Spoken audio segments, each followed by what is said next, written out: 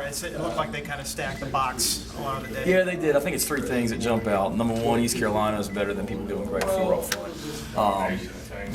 They got some talented guys. They're better coming out of the game than I thought they were going into it, if that makes sense. The nose tackle's a good player. He's really athletic, 66, could rush the passer.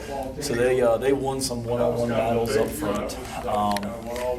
We as running backs, there's each position on offense could have been better. We as running backs, I still feel like we left some yards out there. We got to continue to be more disciplined with where our eyes are, what we're reading, and then to be totally honest, I think we as coaches probably could have done a better job as well, adjusting and doing some different things. Really, we felt like going into it as a staff that we'd be able to get up, get in two back and run the ball a little bit more consistently than we did. With a fullback in there, we were struggling. Probably should have gotten in some to run the ball. Gotten in some if we wanted to run it, got it into some more one-back runs as the game went along. But at the same time, about early in the third quarter, Logan came off the sideline. He and Lefty got on the headphones and basically said, "Forget about it. We're just going to throw the ball." And that's what we did. And those exact terms? That's the G-rated version of what it was. But that's really what it was. Is look, they want to press us and they want to put 8-9 guys up there. We're going to throw the football, and that's what we did. Now it's disappointing that to get stuffed on a quarterback sneak and not being able to convert on some of those other plays when we did run the ball. But I don't think we were as far off running the football as it may have looked on Saturday. Like you said, they were better than what most people would expect from them. But did they do anything at all that was unusual or not really? Character for them? The very first play of the game, they were lined up. They may have been screwed up. I'm not sure, but their defensive end was somewhere that he's never been on that defense, and our tackle wasn't able to get down there and cut the guy off. And that's really what it was Saturday. Is they either had an extra guy that we couldn't account for, where we got to get out of that play or have something called different, or they just did a good job of, getting we didn't do a good job of getting the backside cut off on some of the runs where we're running to the right, the guys to the left, getting inside and getting some penetration. But nothing really out of the ordinary.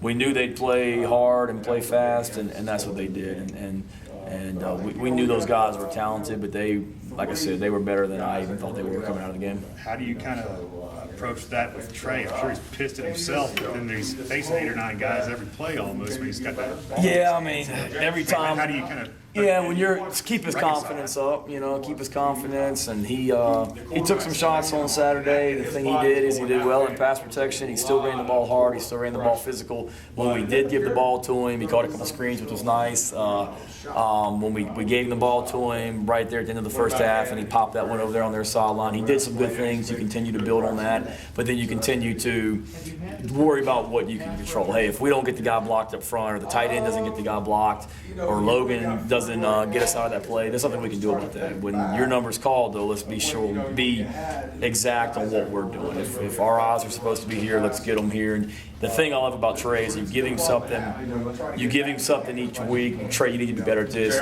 He does it. And he's still young. It's his third college game he's ever played in as a tailback. He's gotten better each week.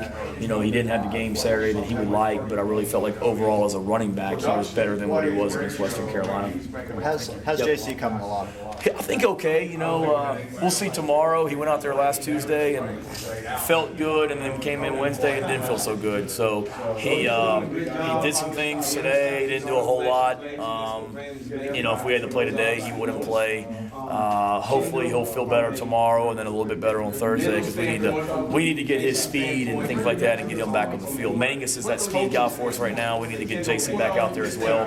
Hopeful that he will be soon, but it's kind of like I told him. I mean, we got a long year, and when we do get you back, let's just make sure we're full speed ahead when we do get you back. Are you satisfied with the running back rotation? Last year, you never quite figured it out. This year, it seems like you kind of have it figured out. Trey's going to get somewhere between 15 and 20 carries, and everybody else is going to kind of get 10 carries, depending on right now, particularly with JC being banged up like he is, it's pretty clear.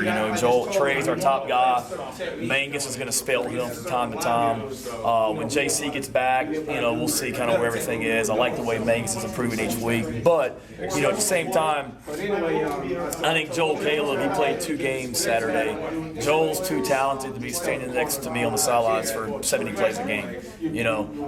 Chris Mangus has shown that he can be a weapon. So, yes, that is our running back rotation, but Chris Mangus was lined up at receiver probably as much as he was tailback the other day in that game. We did a lot of different things with him. We'll continue to do that with our guys because we need to get our best players on the field, but I'm pleased with the running back rotation, but at the same time, I'd like to find ways to get Joel and Chris both in the game more than they have been.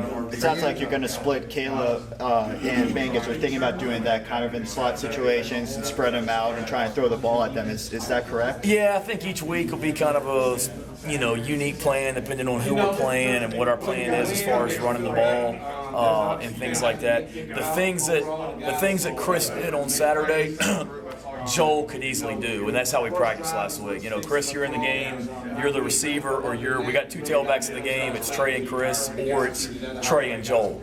And Saturday we did Trey and Chris more than anybody. I was going to get Joel in there more.